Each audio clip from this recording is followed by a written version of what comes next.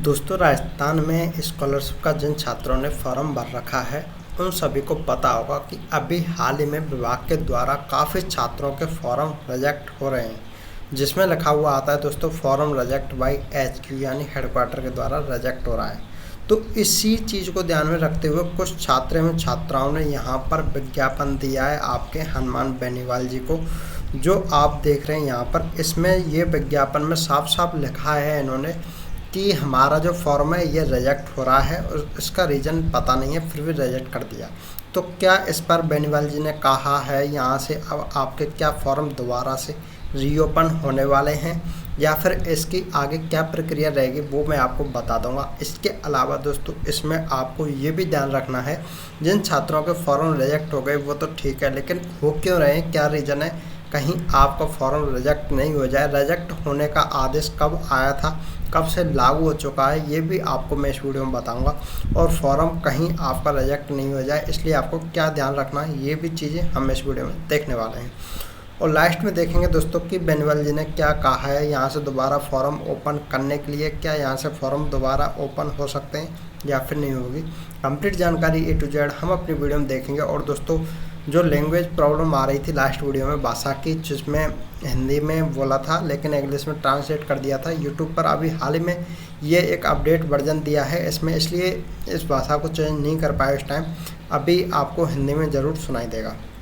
चलिए दोस्तों बिना देर करते हुए यहाँ से देखेंगे। सबसे पहले तो हम जो भी अपडेट है यहाँ पर, इससे पहले हमारे साथी हैं जो भी हैं काफ़ी दिनों से जुड़ रहे हैं और हमारे चैनल को सब्सक्राइब नहीं कर रखा, दोस्तों प्लीज़ चैनल सब्सक्राइब कर लेना। हर चीज़ की अपडेट आपको ज़रूर मिलती रहेगी टाइम टू टाइम अपने यूट्यूब चैनल पर। तो दोस्तों यहाँ पर देखेगा ये तो है फॉर्म रिजेक्ट से संबंधित। अब इस फॉर्म रिजेक्ट में सबसे पहले तो समस्या क्या आ रही है, तो आप यहाँ पर देख सकते हैं इस प्रकार से छात्रों के पास में मैसेज आता है कि 1/5/2025 को छात्र का रिजेक्ट बाय HQ यानी हेडक्वार्टर के द्वारा फॉर्म रिजेक्ट हो चुका है। ये सिस्टम का है, इसमें दिया है application rejected by SJ as per department order number, ये इसमें दिया गया है। ठीक है, अब इसमें दो ये समस्या तो यहाँ पर आपको दिखा दी। अब इसका रीज़न क्या है, क्यों ये रिजेक्ट हो रहे हैं इतनी बार, तो यहाँ पर देखेगा इस प्रकार से आपको कुछ इस प्रकार से यहाँ पर महत्वपूर्ण सूचना लिखी हुई मिली है। तो डायरेक्टली मैं आपको इस चीज़ को पोर्टल पर अभी बता देता हूँ। तो यहाँ से जैसे कि आप अपने पोर्टल को यहाँ से ओपन करना, पोर्टल में आप देखेंगे यहाँ पर स्कॉलरशिप के पोर्टल पर जाएंगे तो आपको महत्वपूर्ण सूचना कुछ इस प्रकार से लिखी मिलेगी।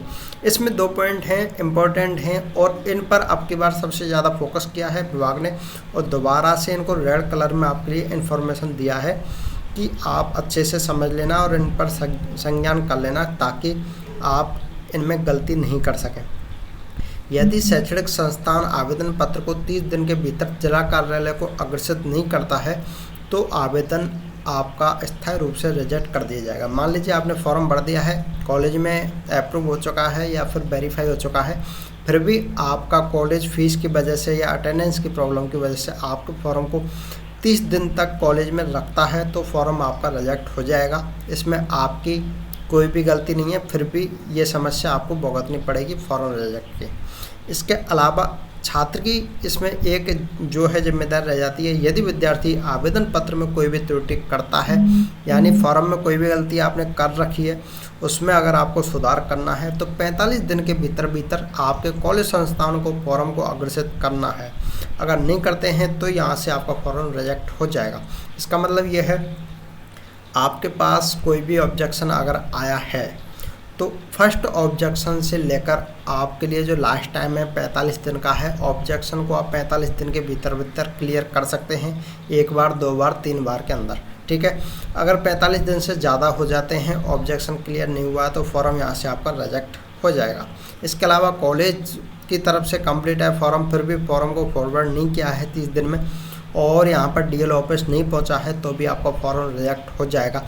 ये नियम तो पहले से भी था लेकिन इस बार ये आपके लिए एक आदेश जारी करके इस चीज़ को महत्वपूर्ण सूचना के रूप में आपको दर्शाया गया है। यहाँ पर भी देख सकते हैं पोर्टल पर। इसके अलावा आदेश है ना आपका जो यहाँ पर आया है वो भी मैं यहाँ से आपको दिखा देता हूँ। वो भी तो इसमें इस प्रकार से आपको आदेश देखने में मिलेगा जो पोर्टल पर दिया है। यहाँ से ये भी चीज़ यहाँ देख लेना, 11/3/2025 का आदेश था।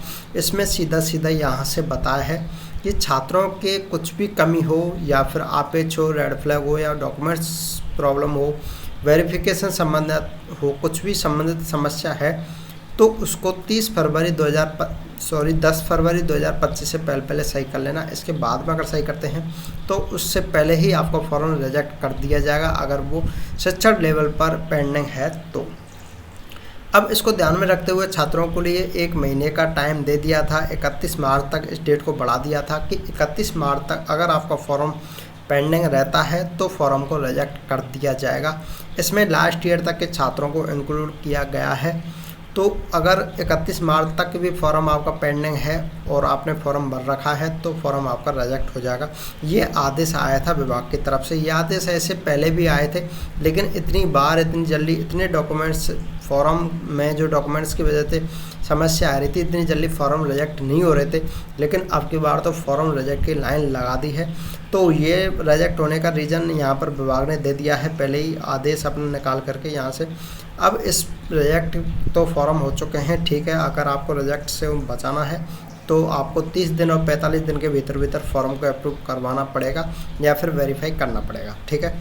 अब हनुमान बेनीवाल जी को विज्ञापन दिया है छात्रों ने, तो उन्होंने क्या कहा है इस पर यहाँ पर देख सकते हैं। एक छात्रा है एंड इसके अदर स्टूडेंट भी हैं साथ में। इन सभी ने बेनीवाल जी को विज्ञापन दिया है और उन्होंने इसी बात को इसमें कहा है कि हमारे फॉर्म हैं। हनुमान बेनीवाल जी ने बताया खुद कि आज प्रदेश के कई जिलों के छात्र छात्राओं ने मुझे ज्ञापन देकर अवगत कराया कि उनके द्वारा समय पर दस्तावेज जमा करवाने के बावजूद राजस्थान सरकार के सामाजिक न्याय एवं अधिकारिता विभाग द्वारा छात्रवृत्ति फॉर्म में बिना किसी स्पष्ट कारण के खारिज कर दिया है। फॉर्म को सरकार की जो मनमानी निंदनीय है। राज्य सरकार के मुख्यमंत्री से पूछना चाहता हूं कि क्या यही है आपकी सरकार की संवेदनशीलता? वंचित वर्ग के छात्रों को पढ़ाई छोड़ने पर मजबूर क्यों किया जा रहा है? मेरी मांग है कि ऐसे सभी मामलों का रिव्यू करवाकर छात्रों को छात्रवृत्ति दी जाए। समझ गए होंगे इस बात को कि ये स्पेशली फॉर्म रिजेक्ट होने के लिए विज्ञापन दिया है। बेनीवाल जी ने कहा है कि इसमें जो समस्या है छात्रों की, उस पर एक बार रिव्यू कराया जाए, दोबारा से चेक किया जाए और छात्रों को छात्रवृत्ति दी जाए। तो ये है यहाँ से बेनीवाल जी का कहना। अब इसमें होगा क्या दोस्तों, ज़्यादातर फॉर्म रिजेक्ट हुए हैं, बहुत रिजेक्ट हुए हैं। अब यहाँ से विभाग क्या करेगा, आपको एक बार जब हेड ऑफिस डिपार्टमेंट होते हैं अध्यक्ष विभाग के, तो उनके द्वारा उनके लिए जब बात पहुँचेगी यहाँ से मीडिया के माध्यम से या दस्तावेज जो भी आप देंगे वहाँ पर विज्ञापन उसके माध्यम से, तो वहाँ पर विभाग एक बार और नया आदेश निकालेगा। जिन फॉर्म रिजेक्ट हुए हैं उसमें स्पेशली क्या कमी है, अगर जो फॉर्म रीओपन हो सकते हैं उनको रीओपन किया जाएगा और कोई विशेष कमी की वजह से फॉर्म रिजेक्ट है तो वो दोबारा रीओपन नहीं होंगे।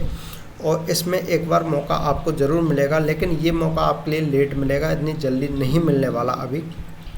तो ऐसे छात्र अगर ये सोच रहे हैं हमारा फॉर्म रिजेक्ट हो गया तो क्या हम दोबारा फॉर्म भर सकते हैं, तो ऐसा बिल्कुल भी नहीं होगा दोस्तों। क्या इसी फॉर्म को हम विभाग में एप्लीकेशन दे करके दोबारा रीओपन करवा सकते हैं, तो ऐसा भी नहीं होगा। आपको ये सारी मेहनत करने की ज़रूरत नहीं है। विभाग ने एक बार फॉर्म रिजेक्ट कर दिया है तो यहाँ पर लिखा हुआ आ रहा है कि स्थायी रूप से फॉर्म को रिजेक्ट किया जाता है, तो आप इसको रीओपन नहीं करवा सकते किसी भी कंडीशन में। यहाँ पर विभाग खुद चाहेगा तो ही फॉर्म को रीओपन कर सकता है। फॉर्म रिजेक्ट हो जाने के बाद में छात्र के हाथ में कुछ नहीं रहता कि हम इस फॉर्म को किस प्रकार रीओपन करवा सकते हैं या फिर अन्य जो भी बात है, ठीक है।